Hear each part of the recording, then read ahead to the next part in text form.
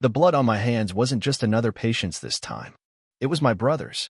I watched the heart monitor flatline as doctors called time of death at 2:17 a.m. My knees nearly gave out when the high-pitched tone confirmed what I had feared since I first saw him trapped in that mangled SUV 3 hours earlier. Mike was gone, and I was the paramedic who couldn't save him. My name is Ryan Callahan. I've been a paramedic in Boston for 11 years, and nothing in my training prepared me for what happened last night. It started as a routine shift. I remember joking with my partner Kelly about her son's science project as we headed back to the station after dropping off a patient. Then the call came in. Multi-vehicle pileup on I-93, at least 15 injured, all available units respond. Dispatch, Medic 14 responding, I said automatically, flipping on the sirens while Kelly punched in the location. Just another Friday night in Boston. We'd handled countless crash scenes before. The flashing lights illuminated the highway carnage as we arrived. 3 cars and a jackknifed semi-truck formed a twisted metal sculpture under the fluorescent highway lights. Glass glittered across the asphalt like diamonds. The air smelled of gasoline, burning rubber, and the unmistakable metallic tang of blood. I grabbed my kit and headed toward the worst of it, a silver SUV crushed between the truck and the concrete divider. The driver was trapped, dashboard pushed into his legs. As I approached, the beam of my flashlight caught his face. My heart stopped. Mike. My younger brother. The same brother I was supposed to meet for beers tomorrow to celebrate his promotion. The brother whose wedding I was best man at just last year. For exactly 3 seconds, I froze completely. Then training kicked in, pushing personal feelings into a locked compartment in my mind. Male, early 30s, severe trauma, trapped. I called to Kelly, my voice somehow steady. We need extrication tools now. She didn't recognize him immediately in the darkness.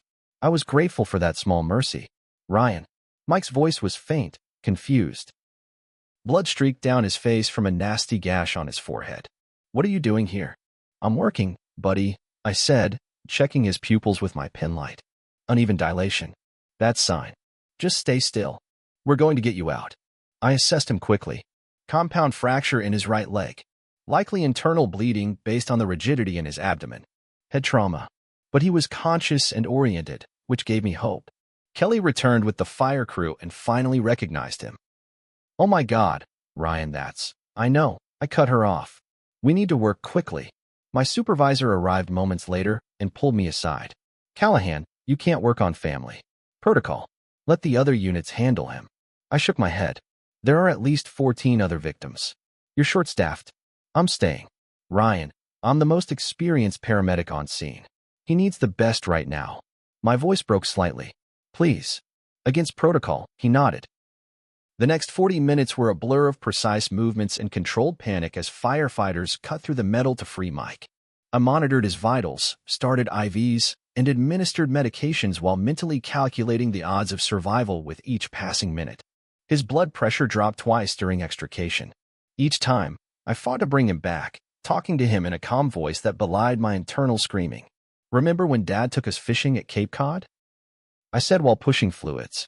You fell off the boat, and I jumped in after you? I've always had your back, Mike. Always. Just hang on. When we finally freed him, I rode in the ambulance with him to Mass General, holding his hand while Kelly drove. His eyes fluttered open once during the trip.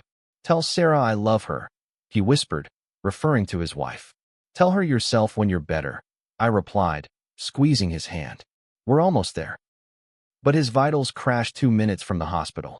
I performed CPR on my own brother, feeling his ribs crack beneath my hands as the ambulance weaved through traffic. By the time we reached the ER, I was drenched in sweat and his blood. The trauma team took over, rushing him to surgery while I collapsed into a chair in the waiting room. I called Sarah, my voice mechanical as I explained what happened. Then I called our parents. The hardest phone calls I've ever made. They arrived an hour later, faces ashen. Dad looked 20 years older than when I'd seen him last week. Mom hugged me tight, then pulled back, noticing the blood on my uniform. Is that? She couldn't finish the question. I nodded. The surgeon emerged 3 hours later with the news. Despite their best efforts, Mike hadn't made it. The internal bleeding was too severe, his injuries too catastrophic. I heard my mother's wail as if from underwater. Sarah collapsed into a chair, 7 months pregnant with the child Mike would never meet. My father stood silent, tears streaming down his weathered face. "You were there," my father said later, his voice hollow. "You were right there with him. Why couldn't you save him?" The question cut deeper than any knife. I had no answer. The days that followed passed in a fog. I took leave from work, but couldn't sleep. Every time I closed my eyes, I saw Mike trapped in that car, or worse, I imagined ways I could have saved him. If I'd placed the 4 faster. If I'd recognized the signs of his aortic rupture sooner. If I'd insisted on a helicopter transport instead of the ambulance. The funeral was a blur of dress uniforms and sympathetic faces. My colleagues stood at attention, a sea of blue uniforms paying respect to their fallen brother's brother. I gave the eulogy somehow, my voice steady until the very end when I promised to look after Sarah and the baby. I didn't return to work for 6 weeks. When I finally did, everyone walked on eggshells around me. No one wanted to ask if I was okay, because the answer was obviously no. The department psychologist said I was experiencing both PTSD and complicated grief. I nodded and went through the motions of therapy, but nothing helped. 3 months after Mike's death, I nearly quit. I had my resignation letter written out when Kelly stopped by my apartment unannounced. "There's someone I want you to meet," she said, not taking no for an answer as she practically dragged me to a coffee shop downtown. The man waiting for us was older, maybe in his 50s, with salt and pepper hair and the weathered look of a career first responder. "This is James Mercer," Kelly said. 25 years with Boston EMS. He lost his sister in a call 10 years ago. James didn't offer platitudes or empty comfort. Instead, he told me his story, how he'd responded to a house fire without knowing his sister's family was inside, how he'd pulled out 2 of his nephews but couldn't reach his sister, how he'd blamed himself for years afterward.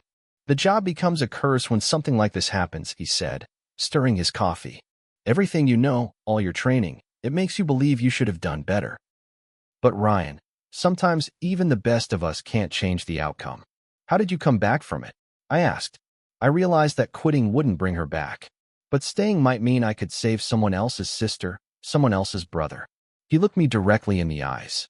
"Your brother died knowing his big brother fought like hell to save him. Don't let that be for nothing."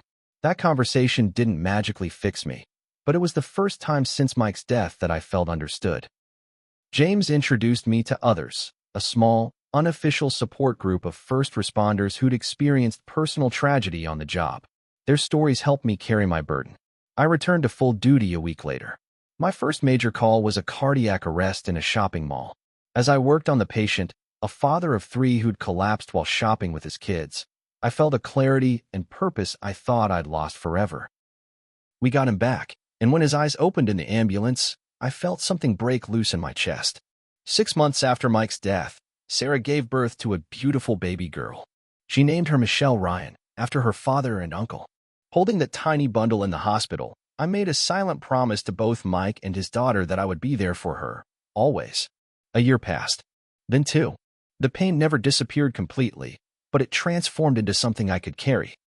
I started speaking at paramedic training sessions about making difficult decisions when personally involved in cases. The department revised its protocols on family member treatment, creating clearer guidelines while acknowledging that sometimes circumstances leave no choice.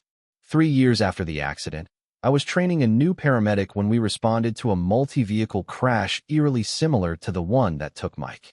There was even a man trapped in an SUV, about Mike's age. The rookie noticed my hesitation. "You okay with this one?" she asked. I took a deep breath, feeling the familiar squeeze in my chest. But this time, it propelled me forward instead of freezing me in place. "I'm exactly where I need to be," I told her. We saved that man. And when I visited him in the hospital a few days later, his wife hugged me with their young daughter between us. "Thank you for giving her father back to her," she whispered. I thought of Michelle, now a precocious 3-year-old who knew her father only through stories and photographs. I thought of what Mike would want me to do with the life I still had. Some nights, I still wake up covered in sweat, the sound of the flatline echoing in my ears. On the anniversary of his death, I still take flowers to his grave and tell him about the calls I've had, the lives saved and lost. I still wonder if I could have done something different that night. But I've learned to live with the blood on my hands, both literally and figuratively. Because being a paramedic isn't just what I do, it's who I am. Mike knew that better than anyone. Yesterday, Michelle asked me why I still do this job after what happened to her dad. I told her that sometimes saving others is how we save ourselves. She's too young to understand now, but someday she will.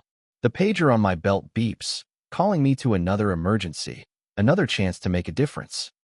I don't know what awaits me, but I know Mike is watching. And that's enough to keep me going, one call at a time. Let me know your thoughts in the comments below.